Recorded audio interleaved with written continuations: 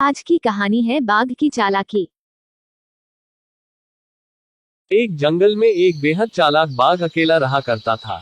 हालांकि जंगल में और भी बहुत सारे जानवर रहते थे, परंतु वह बाघ अपने परिवार से बचपन में ही बिछड़ चुका था।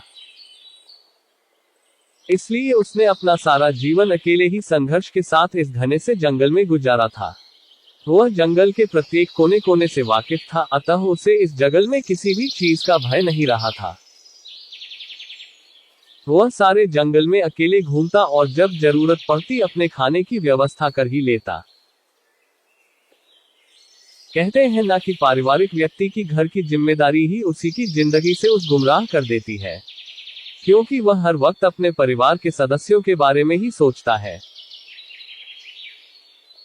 अगर वह कुछ खाना अकेले भी खाता है तो उससे वह खाना ये सोचकर हजम नहीं हो पाता कि उसके घर वाले भूखे रह जाएंगे और उसका पेट भर जाएगा। लेकिन बाघ का परिवार था ही नहीं और वह अपना जीवन खुद के बनाए नियमों एवं शर्तों के बल पर जीता। इसलिए वह हर दिन खुशी के साथ मौज मस्ती करके बिता लेता। वह बड़े से बड़े जानवर के साथ चालाकी से खिलवाड़ कर देता।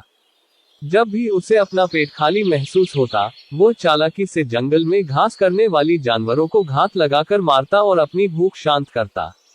कई बार तो किसी जानवर को उसके साथियों के सामने ही मार डालता और शिकार को दूर ले जाकर वहां अपना पेट भरता।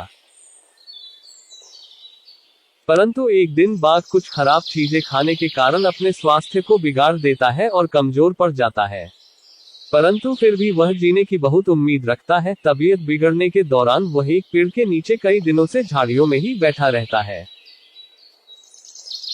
एक दिन वहां से कुछ सुअर और उसके बच्चे भोजन की तलाश में घूमने निकलते हैं, तो सुअर की नजर एक बाघ पर पड़ती है और वह अपनी माँ को बताता है कि माँ, पेड़ के नीचे झाड़ियों में एक बाघ बैठा हुआ है, जिसका हम शिकार करके अपने रात्रि का भोजन आराम से कर सकते हैं।